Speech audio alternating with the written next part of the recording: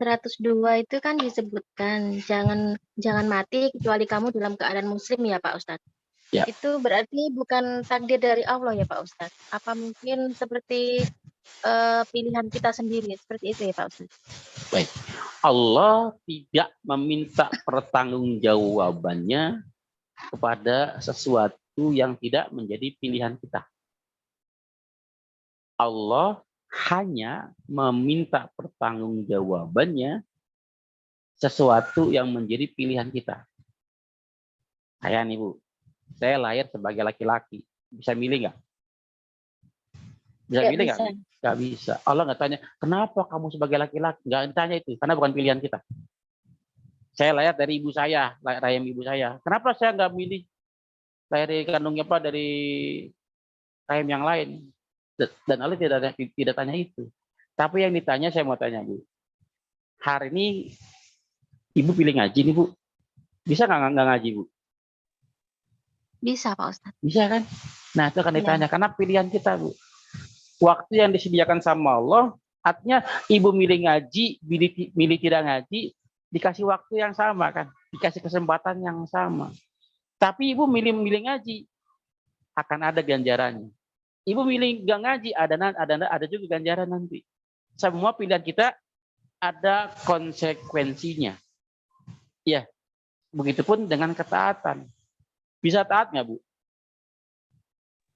Bisa nggak maksiat? Bisa juga Pak Ustadz. Bisa. Semua kembali kepada siapa? Kembali kepada diri kita sendiri ya. Ya, maka itu yang akan ditanya. Kenapa waktu yang aku kasih kata Allah itu modal dari Allah? Aku kasih waktu kamu, aku kasih kesempatan, aku kasih kamu jiwa yang sehat, kaki yang kuat untuk melangkah, tangan untuk bergerak. Kenapa dipakai maksiat? Iya. Begitu boleh dipakai untuk taat. Semua akan ditanya dan ada ganjarannya masing-masing. Yang berbuat taat dikasih fasilitas, dikasih prasarana, dimudahkan sama Allah. Yang ingin maksiat juga sama, Bu, dimudahkan sama Allah prasarananya. Tapi ingat di ujungnya semua ada Allah di situ. Yang siap meminta pertanggungjawabannya. Jelas ya? Nah, begitu dengan makanya kata Allah, jangan kamu mati kecuali dalam keadaan berserah diri, dalam keadaan muslim. Artinya muslim menjadi maksiat, menjadi kafir itu adalah pilihan. Itu pilihan. Ya. Banyak orang-orang yang murtad sekarang. Ya, padahal bisa nggak dia bertahan? Bisa. Banyak juga orang yang masuk Islam. Bisa. Kenapa dia nggak bertahan di kafir? Ya kan? Itu pilihan. Makanya ada hadis Nabi yang berbunyi itu ya. Kuluba bani Adam. Kuluba bani Adam. Hati-hati anak cucu Adam. Hati. Anak cucu Nabi Adam. Kita manusia ini. Baina usbu'aini min asabihir rahman. Berada di dua jari-jari. Berada di antara jari-jari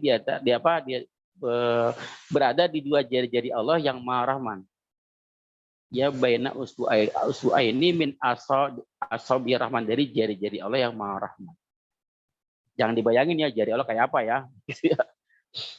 Ya. Kaqalbi wahidin, seperti hati seseorang, yasrifuhu haitsu yasa, yang dibolak-balikannya sama Allah, ya, yasrifu haitsu yasa, semau Allah. Semau Allah. Jadi kalau misalnya ini hati manusia nih Bapak Ibu, ya ini hati manusia, ini jari-jari Allah begitu tuh ibarat kata gitu kan.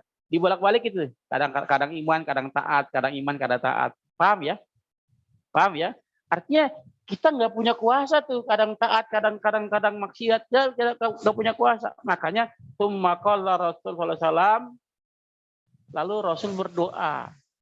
Ya seperti mengajarkan doa kepada kita. Apa doanya? Allahumma musarrifal qulub, ya Allah yang membolak-balikan hati, sharif qulubana ala taatik, balikan hati ini atas ketaatan kepada Engkau. Dalam hadis yang lain, ya muqallibal qulub sabit qalbi ala dinik, wahai yang membolak-balikan hati, kokohkan hati ini dalam ketaatan padamu, pada agamamu. Ya. Lalu Imam Tabrani meriwayatkan hadis yang lain pada saat Nabi turun khutbah. Ya, disampaikan oleh dalam hadis tersebut ada 4 golongan manusia Bapak Ibu sekalian. Ada 4 golongan manusia. Yang pertama, wa minhum man yuladu mu'minan wa yahya mu'minan wa yamutu kafiran. Ada sebagian dari mereka yang dilahirkan dalam keadaan beriman. Kenapa? Orang tuanya beriman. Bapak ibunya orang beriman, otomatis dia lahir dalam keadaan beriman. Wa yahya mu'minan, dan hidup di kalangan orang-orang yang beriman. Tetangganya orang beriman, lingkungannya semua orang-orang beriman, sekolah beriman, orang-orang beriman semua. Ya, wa yamutu mu'minan, dan mati dalam keadaan beriman. Alhamdulillah. Kelompok pertama. Kelompok kedua, wa minhum man yuladu mu'minan wa ya mu'minan wa yamutu kafiran. Sebagian dari mereka dilahirkan dalam keadaan beriman, orang tuanya beriman. Hidup di kalangan orang-orang beriman, semua lingkungannya orang-orang beriman.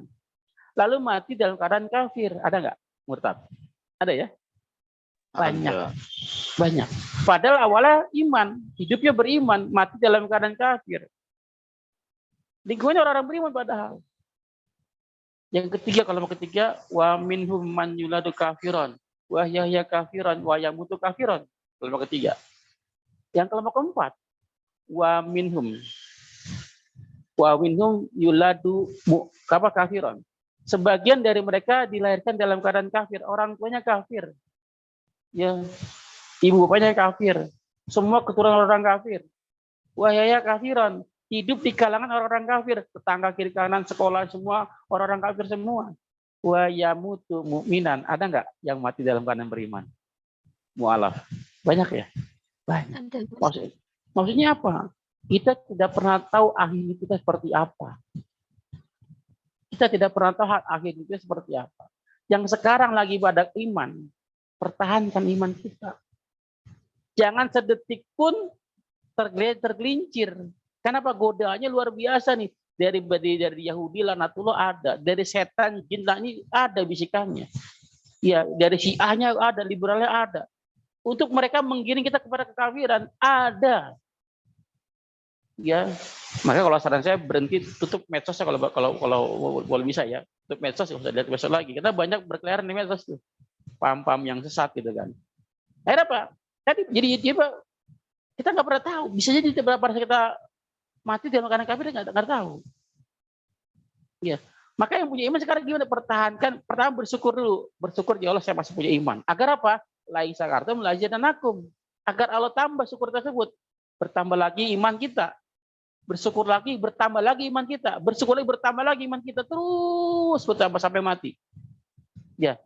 Lalu bagi orang-orang yang sekarang di lembah maksiat, lembah dosa, jangan putus asa dari rahmat Allah. Ya, jangan putus asa dari rahmat Allah. Sebesar apapun dosa yang telah diperbuat, kalau kamu kembali kepada Allah, Allah terima. Allah terima. Yang penting jangan mau mati baru kembali ya. Udah telat. Yuk kembali sekarang kepada Allah. Mumpung ini bulan baik. Yang masih belum memaksiat kembali. Allah terima. Allah tuh Maha Pengampun, Maha Penyayang. Ya, kembali kepada Allah. Dan kita yang udah punya iman, yang ada iman dalam hati, yang melihat saudara-saudara kita masih dalam dosa, jangan dibully. Jangan dibully. Kenapa? Bisa jadi dia lebih baik daripada kita di akhir hidupnya. Ya, jangan dibully. Alangkah baik kita doakan mereka agar dapat hidayah. Yang mungkin alhamdulillah kalau mereka bisa sadar karena dapat hidayah gara-gara doa dari kita, itu pahalanya gede banget. Pahalanya gede banget. Alhamdulillah. Karena kita nggak tahu akhir hidupnya seperti apa. Kebayang nggak Umar bin Khattab kalau bukan dari doa Nabi? Gimana kalau dikutuk? Ya, Umar bin Khattab yang tadi musuh Nabi jadi pembela Nabi kan? Ya, dan tidak menutup kemungkinan ada Umar yang lain nanti yang keluar dari lumpur dosa, bergelimang maksiat gitu kan. Nah, mereka dapat hidayah gara-gara doa Bapak Ibu sekalian. Kebayang Bapak Ibu sekalian, dia puasanya, dia sholatnya, dia baca Quran, ibu kebagian pahala. Ya, daripada membuli, mending doakan. Gitu ya Bu ya, Bu Maria ya. Silakan yang lain. Terima kasih banyak Pak Ustadz.